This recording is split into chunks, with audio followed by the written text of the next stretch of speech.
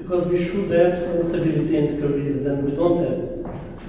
Because it's not considered in education or in some other items of the complex of competencies. So it's something that should be analyzed and discussed, and it's very important, I think, all over the world. Yeah. We are also having some activities in developing countries, but there Aga can have much more activities there in what concerns early childhood.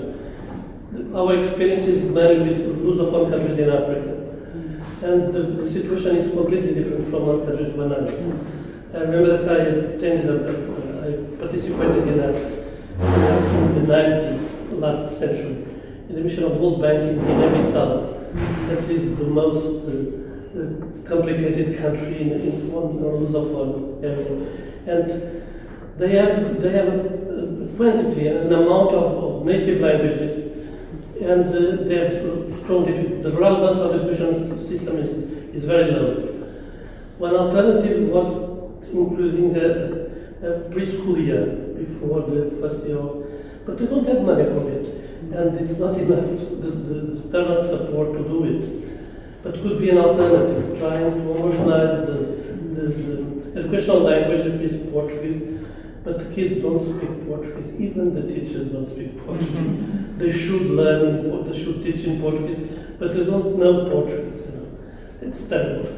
The other experience is Angola. In Angola there is a tradition of preschool, and so we have supported some activities there, trying to develop some activities there. It's not, Angola is a complicated country, but okay, they have experience, they had some activities before.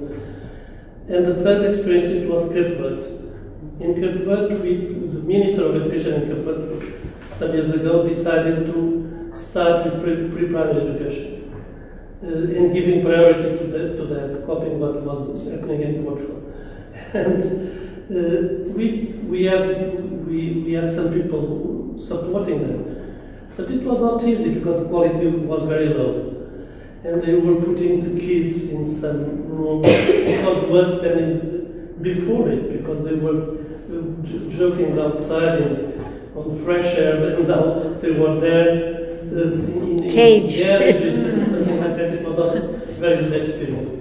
So this is a very complicated theme, and we should work on it and make a lot of research on it. Not only for prevent violence, but to work on a lot of subjects. And this of the educators is essential, because we should have qualified people, and have some people helping them on the health sector, from nurture, from other items that should help the educators. The educators couldn't do everything, they can't do everything, but we should have a career for them and know what type of competencies they should have. Maybe on the study we talk about on Italy, they also, as in Portugal, they have a split system. So the 0 to 3 services are under the responsibility of social welfare ministry and under education. However, in our country, it's mandatory that teachers are working, not in nursery from 0 to 1 year, but in older classrooms, it's mandatory that the teacher is there. But it's not education system, so their career is not counting, the time is not counting for teacher career.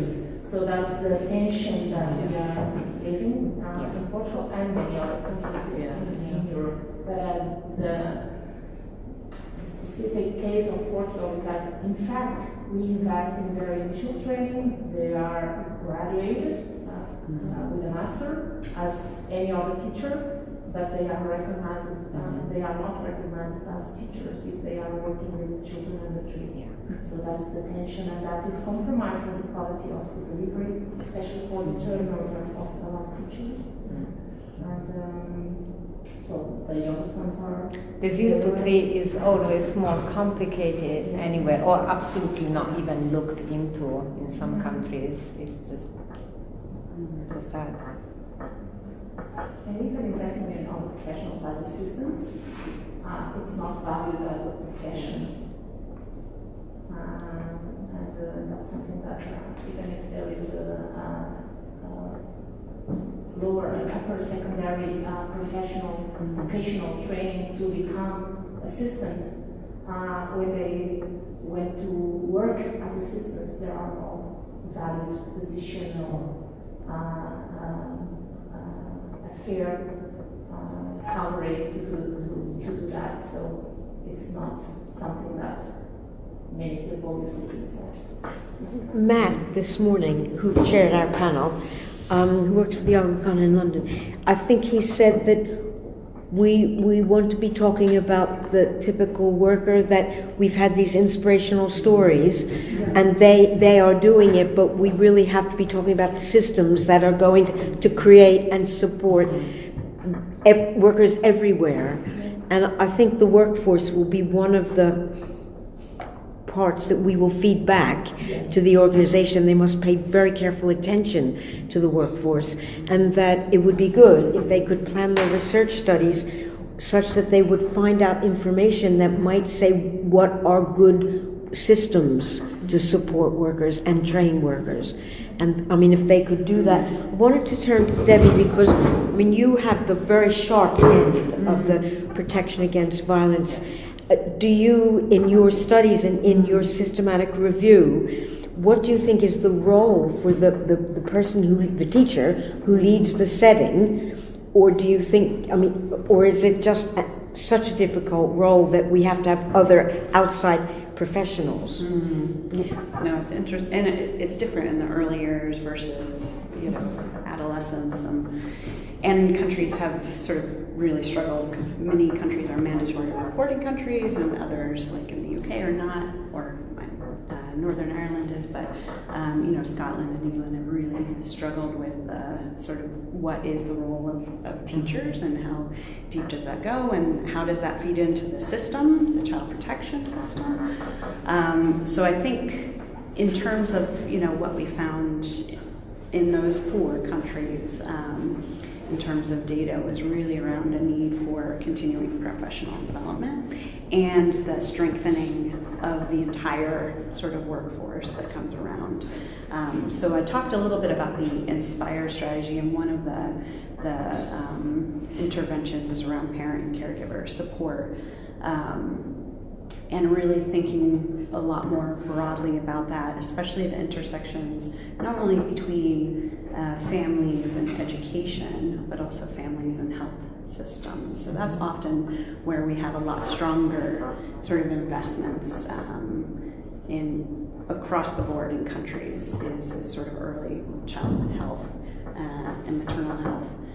So we've got community healthcare workers that are often sort of visiting homes, and there's been, in some higher income countries, very formalized home visitation systems that visit every sort of newborn child, and sort of are that linkage to sort of checking in, but also building on the learning and the competencies and that sort of thing. So I think that's really where we're at, is how do you build on some of those successful programs, but in very sort of resource-strapped, potentially, environments. But given the CPD budget, I mean, if you think of a low-income country, the CPD budget is like nothing. Yeah.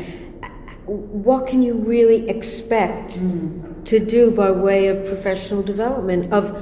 I mean, yes, it should be that the teacher in your setting would help you if you're, say, a family struggling with a violence issue, but what can we really expect that teacher to do? I mean, whereas health has more funds, don't they? Health is richer. Yeah. But I think that, part of the process that we did in the study, too, is that, yes, the ministries that work, our lead ministries around social welfare, are often the least resourced ministries.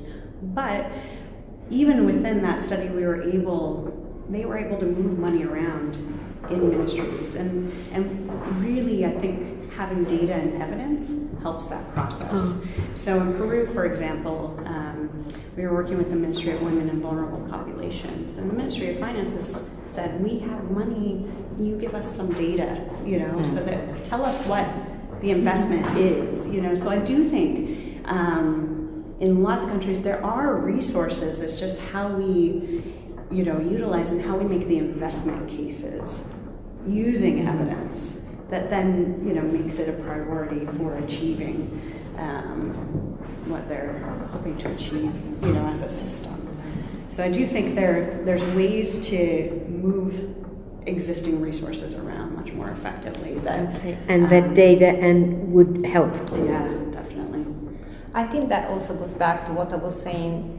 You need to train leaders. Mm-hmm. Like there are well-established coaching and mentoring programs that show that they are effective because they become sustainable. So you start small by coaching and mentoring a small group of teachers or leaders that then will go on and coach and mentor somebody else, so that you don't have to have a centralized CPD for everybody. You can just snowball it in later stages, which makes it more sustainable and I think also more relevant if you keep it within a school context or a county context. I mean, it's hard, but there are some proven methods out there. So I think we all would like to have lots of money to do continuing professional development for everybody every year, but it's not realistic. So I think we just need to become more creative in looking at the evidence and what it shows us that other options are. And maybe the internet. Yeah. I think that safe space and trust should be also built among professionals, because discipline learning will be, I think, the possible solution to reinforce not only the professional group, but also the CPD. And that for that is required also strong leadership, democratic leadership, I would say, and stability. At least of the leader. Yeah. But P2P learning actually valued among the professionals and the systems, because not all the governments have the money to organize a very robust CPD system. So I think even in initial training, valuing that something that is good for the professional and for the continuous professional development of each other. And just from like a teacher perspective of like when you are talking about how do we keep teachers like in the professions they don't have burnout, I mean I think probably a common theme I know I've talked about with other teachers who have stayed in the profession is that they have a safe space like within the school, and that I know some of it, thinking about like funding too for professional development, some of the most powerful trainings I went to as a teacher were actually led by other teachers who had been trained. So having those professional developments that you train leaders, and then that the leaders are able at their school level able to train the staff, because those, I mean, you hear it from somebody who's been in your shoes and they can relate to you. So and I think that peer-to-peer learning, I mean, even starting it within professional sort of schooling, so initial teacher education, sort of the social work training, health training, I think there's so much opportunity even for those initial sort of professional trainings to have a lot more interaction between each other. So I know, for example, at our university, our social work department has talked with our School of Education in terms of initial teacher education. Can we start having some joint classes where you actually have social work students working alongside teachers and having sort of those dialogues and the peer-to-peer from the earliest, starting and creating those networks already. So I think there's definitely, we're missing something. Yeah, that goes back to the point about the integration of services, which perhaps can begin with integration of training or more integration of training. And that shouldn't be too much more expensive. That's just thinking smarter, thinking differently. I would be quite interested to hear if there are any opinions around how we can take the developments that we're seeing in early childhood beyond the institutions, so beyond the schools and beyond the care institutions, and even beyond the home. Sort of home visits sound great and parental education is great, but I suppose within your separate fields you come across attitudes from caregivers, not just parents, but perhaps au pairs, etc. And so how can we take it beyond the home, beyond institutions, to sort of to a societal level, and create change that way? It would be interesting to hear To think about. You might. Yeah. We may have some examples here. Yeah. She was ready to go. Yeah, Debbie might have something to contribute. So I think because I think the norms and the beliefs, there's been quite a lot of work just very recently on social norms, particularly in social norms in the violence prevention field about conceptualizations of childhood, about parent-caregiver-child relationships, about wider sort of beliefs around expectations of behavior, and that really goes at the sort of wider community level, and those are often upheld by a group. It could be a group of parents, it could be sort of opinion leaders or religious leaders, or it could be sort of a broader societal norm. So there have been some sort of different, I guess, interventions that have tried to target those changing norms, so changing these wider societal beliefs, and then how do we measure that? Because often the norms change can take quite a long time. Sometimes it can be very quick. So, I mean, there's examples from public health in terms of smoking, for example, and that's a complex behavior as well. So how do we change so quickly? And I think, so there's some very interesting examples, and it ranges from sort of broader information campaigns to using policy as a sort of tipping point to try and change norms. So often, for example, the smoking norm came about from policy as sort of, we're going to change the institutional norm, and then that is a sort of start, but we have to then implement other behaviors. So why are people smoking? So what are the other things that we want to try and promote? And that's really complex. So I think and not every issue is normative. So in the violence prevention field, there's a few that we think are really normative. So corporal punishment in schools, the use of corporal punishment in schools we think is really normative. And by norms, it's not so much my individual belief, but it's, I think you think that I should be doing this, and if I don't do this, there's some sort of sanction around my behavior. So even if I don't personally believe in corporal punishment as a teacher, if all the teachers in the school are using corporal punishment, then something's wrong with my sort of classroom management style. And it's how do you change that? And often the most successful, at least the ones documented in the violence prevention field, have tried to identify who is the reference network that's upholding that belief. Because if you can target towards that, so it's not necessarily trying to change everyone's behavior, because I might not necessarily believe it, but I still do it. But it's finding how to change the power of that reference network, that group that's holding that expectation in place. So for corporal punishment and then child marriage is another big one that we think is very normative driven for a variety of reasons. So I'm very interested. I think there's so much learning that we can do around that. Yeah. Do you guys feel that the space sort of shies away from delving into that, and why? Because I suppose exactly what you were saying, corporal punishment as an example. And I think I'll use my aunt as an example. She's in Kenya and she looks after her grandson, and she says the school's great. The only thing that's wrong is that the teachers don't hit them. And it's completely entrenched in that. She said, that's so annoying, I have to go into school and give him a little smack on the butt. Why? Because that's sort of what parents and caregivers feel that they do, and that's how you get a child to behave. Right? So it's a huge barrier to all the incredible work that is going on if we don't look at it and address it. So, why isn't it sort of much higher on the agenda?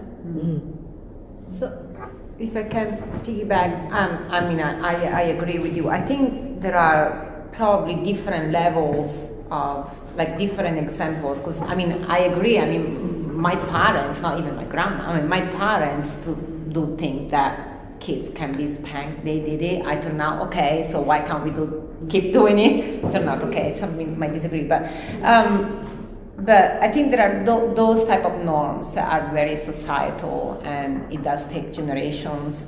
But for other norms, I think, or even for those norms, we try to take the government out of the picture, while we should just be brave enough to say the government has a role in signal, and at least in giving a signal of what is important. So of course, passing a policy is not going to be enough, because then you have the home context where it's private.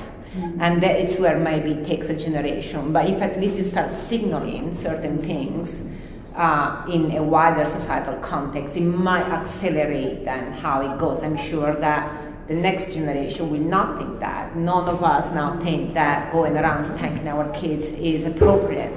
We also have brain development that supports, but so I think there are accelerators right there, and I think government should just be put on the spot more often to say you have a strong role. The same goes on in education with, schoolification of the early years, where there are high-stake testings. Early childhood education is just becoming more and more academic, which is quite weird to see that in international development context, they are all enlightened about more play-based and child-centered approaches, and then within a country, high income, they're not. But if the government signals that is what is okay, then, if the government passes certain policies, it signals that is what we should all aim for, and parents will buy into that, and schools will have to. So I think the government just can give the kickstart for a change and make it last shorter, maybe,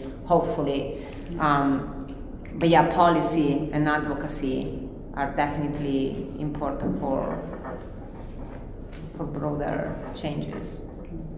And I think kind of like the conversation about mental health now, as a kindergarten teacher, we really talked. We would have a back to school night and an open house where we were able to talk to parents as a group, and we all really focused on the importance of the social and emotional development with our young kids. And now that we're seeing such problems with mental health as adults, saying that we need to, this is kind of where it starts, that we need to make sure that we hit these skills, and that those are just like we've talked about, they're equally, or if not more important at this early stage than the academic piece. And that's kind of how, I guess, we kind of reach a broader community.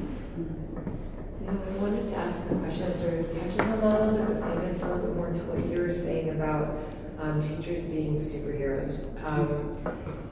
I know that in a lot of schools really vary depending on funding and access to resources. So when you're talking about things like social services related to therapy, meditation, abuse, addiction, mental health, disability, language training, some schools are so much better off than others. And is it possible for us to create a situation where we sort of outline what responsibilities are placed on teachers and what need to be placed on the government with lobbying, with funding, to say you actually need to provide every school with these resources and training and access for these children to get there, and also training for teachers to understand when to intervene and when to pass on the responsibility to a more qualified professional. Because that's one thing that I try to drive consistency in a lot of the work that I do. So if you have a great teacher, wonderful, but what if you don't have a great teacher? Do they know how to handle it? And it's so, it's so varied. So how do we sort of approach that? And is there a way that we can drive a little bit more of a formula, more of a situation where we say if this and this, and that's what's integrated into teacher training nationally, based on the norms of that country. And I'm not a teacher, so is there some sort of structure like that right now? And if not, why? A lack of resources, really. I wish I wish I could. You're exactly right. One of the things I had to do it was a few years ago, was I had to learn how to, I had a diabetic in my classroom. Yeah. I had to know how to like count her carbs and to her insulin shots, and how to make sure to kind of identify signs of her going into like her, I'm going to lose my words at the moment, sorry, but like when her sugar got too low. And that was hard, you know. I'm like teaching, but I'm also having to make sure that she's not going to turn white and like collapse. And you probably only had 24 children. Right. In Kenya, they'll have 60 children. Yeah. So in terms of that, you know, then so in Kenya, if they have 60 children, is there more like this triage system of if this happens, you immediately go here? In that situation, should there be a mass movement to say we're putting too much responsibility on teachers, they should be focused on education? When it gets to this point, that's where they outsource the work, just like they do in any other profession. You know, like if someone came to me and said, Nadira, I'm being abused, I need this and this, I'd be like, okay, you know, in my profession, okay, this is what we're going to do. We're going to have a lawyer, we're going to engage with this, we're going to get a counselor. I wouldn't say I could help with all of that, and I shouldn't, because I don't have the knowledge to be able to do that sufficiently and to give people a fair shot. So, you know, I find like then if that isn't there, and if it does vary by funding, isn't one solution to really have community support for our schools? If the teacher is not alone, but really has a community behind, then she has other people, including a nurse, you know, senior qualified nurse in the community. But one would argue, so I actually lived in Kenya. I went to a very good private school there. I learned past slums where people were being educated by community leaders in their little shacks. So, you know, in that community, they don't have the resources. In mine, they absolutely do. So it furthers this socioeconomic divide. And that's where I think we could say, yes, the community is responsible, but that continues these deeply entrenched problems of access to funding. And I think that's where, if maybe there's this collective arrangement and lobbying of the government to release funds in a more equal way, further than what they're doing right now, then maybe there could be more effective change. And to say that every single school deserves those resources, because we're leaving children behind, and it's so sad. It makes me so sad. And teachers need to be able to teach, and they can't because they're so busy focused on 500 things that they need to do. And I can't imagine being a teacher. I wish I could, but not even for a day I couldn't handle it.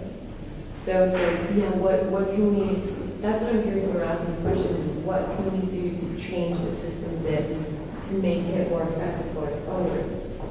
You want to change the system to, you want more money. Or you know, I mean, if and more support for the front line. Yeah, and coming from a media perspective, you know, we take a lot of campaigns about funding is going to defense in these areas. Why is the money going here instead? So we sort of prove cases of how can we reallocate some of the funding that's going to certain areas and say it needs to go here. And I've seen that effectively done.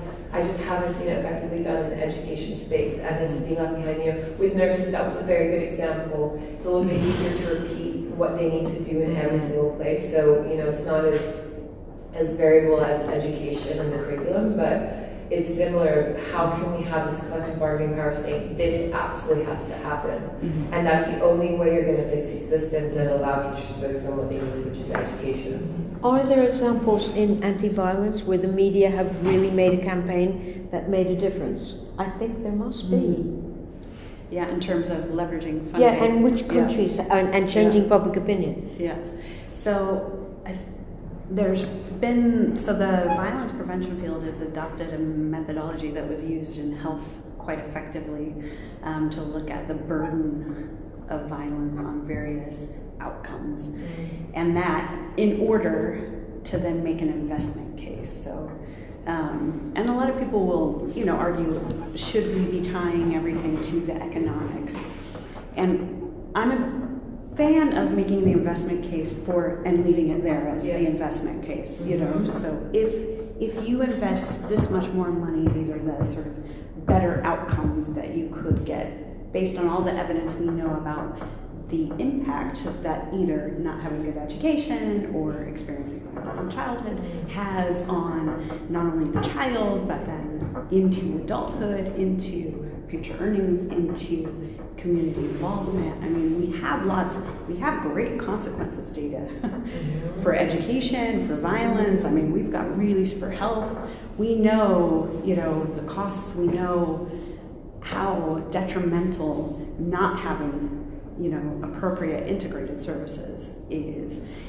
And I think part of it is how do we bring all of that data together to actually make an investment case and then pitch it at the people with, the ministers of finance and planning within a government, at the donors who are often setting the agendas,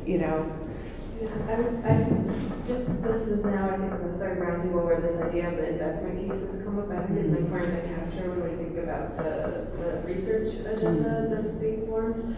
In our work at Women Deliver, we were one of the early organizations using an investment case around maternal health. And at the time it wasn't popular, but it's really what gets the attention.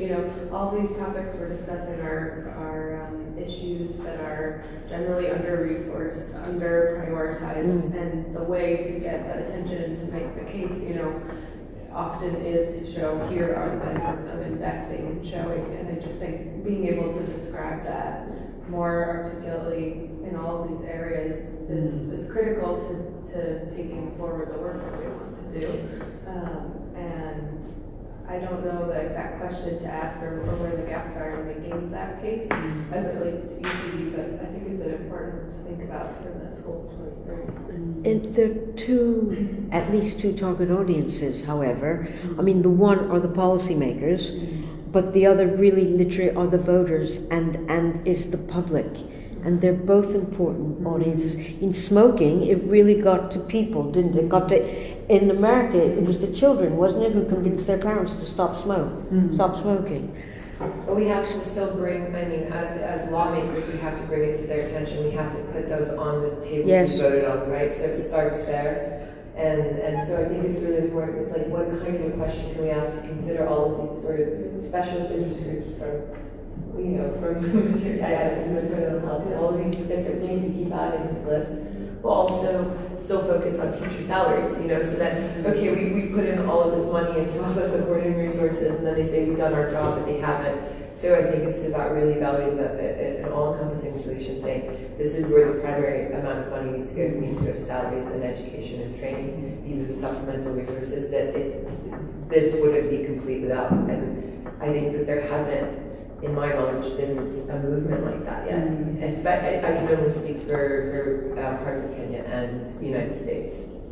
So it's a really interesting thing to consider, and maybe something I'll do over the next year and kind of come back next year again and discuss more. But it's challenging, especially the interfacing with lawmakers, and to convince them why, and to show them, and this is something we discussed a few days, or I think yesterday, was that they're making decisions based on 4 to 8 year cycles, at least in the US. So they're not thinking long term. They're thinking what will please people voting for me. And so, it's only if we make them really loud noise that they'll have to pay attention and make those decisions. So what can we do to make that happen? I think I would add to that as well, because I know in my community where I live in the US, in Maine, and I live in a very affluent town with a good school system, the battle to pass that school budget every year is tremendous. They do not understand the needs of the school. As parents and as a community, they're not engaged enough to realize the needs of the teachers, the needs of the students, the needs of the classrooms, the needs to support the staff. And so there needs to be some type of community involvement in that effort, because there's a huge gap there. And you would think in an industrialized world and in our, kind of, even in my little microscopic pocket, it is a full-on battle. It goes through probably 3 or 4 votes, which ultimately costs the town more than if they had just passed the budget to begin with. It's really fascinating to see. Bethany, what has been successful in your local situation? What has convinced voters to vote more of their presumably taxpayer money? There has been recently a push from the parents getting out there and literally knocking on doors, going door to door, and promoting the schools and the students. Like, it's been a grassroots effort to get that budget passed. I wonder if we could almost find some investment partners who would be willing to put a few $1 million behind like a national campaign. Thinking about it grassroots, thinking about those socioeconomic neighborhoods that maybe. So I did a lot of work with the children from Parkland about the shooting that happened and sort of moving that movement forward. And it's really interesting to think about if you sort of bring privileged kids into that conversation and you have them work with people from these other less privileged neighborhoods.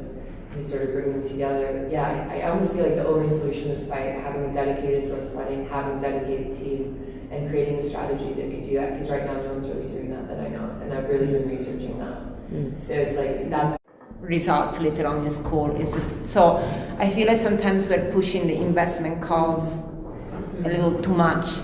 And also because we live in a reaction world instead of proaction. So we keep reacting to crisis instead of being proactive at looking at investment as prevention, hence like maternal health. Like we should really think about society. So if you think about society, you don't need to justify it. And as a media person, what sticks to your mind? A story. So I'm a quantitative researcher, I do research as a job, but I will never give up a story for a number, for example. Because at the end of the day, that's what people remember. Is a story in the number? It's a story. Yeah. But I completely agree. I mean, fundamentally, I think the reason we should invest in these things is because they're human rights. And it would be amazing if that argument worked for all policymakers. No, I know. That's why I said I come from a policy world, so I know that you have to be pragmatic. But then I think that we also need to find a space in the bigger conversation, above all, like for example, in international development, when people do get it a bit more, to push back sometimes.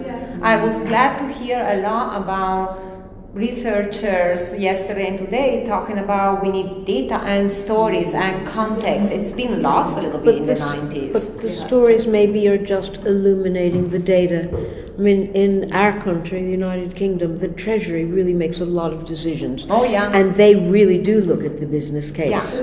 Yeah. But again, different ministers are impressed with different things, but the person who has the money in every country really does look at the evidence. Yeah, absolutely. That's why you need to be pragmatic, but it's good to have both. You know, and I think an array of ways that you approach the argument, right? And it depends on who you're talking to, but when you're talking to the jury or but at the end of the day, the human rights argument it's a human right, and here are the benefits beyond just, one's child's life, to the community, to the family, to society and the country. But when you're talking to voters, then you have a different story.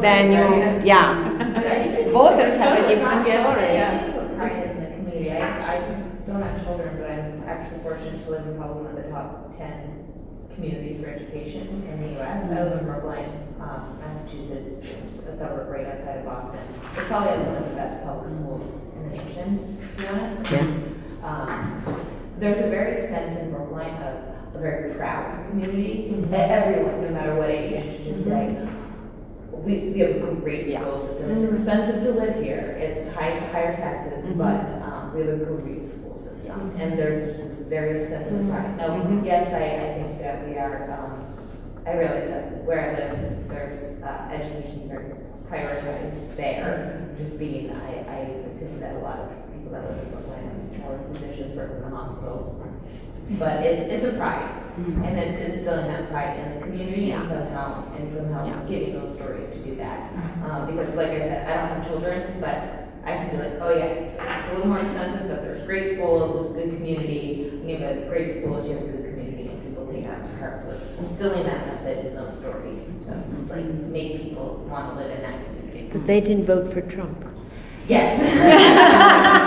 Not Massachusetts scores are equivalent to Shanghai scores, in PISA. If you took Massachusetts as a country and not just a state in the United States, you would be equivalent in PISA to Shanghai. Yeah.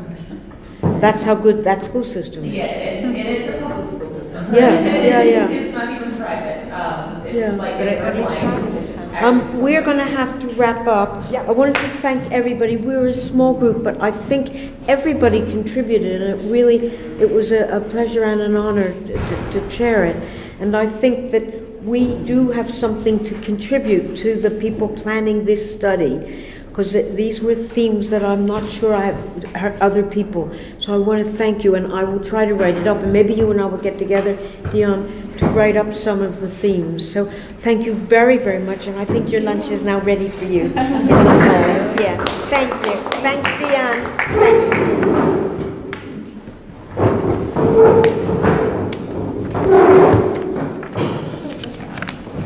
Yeah, we have to fill this out and leave it for Dion, I think. Yeah.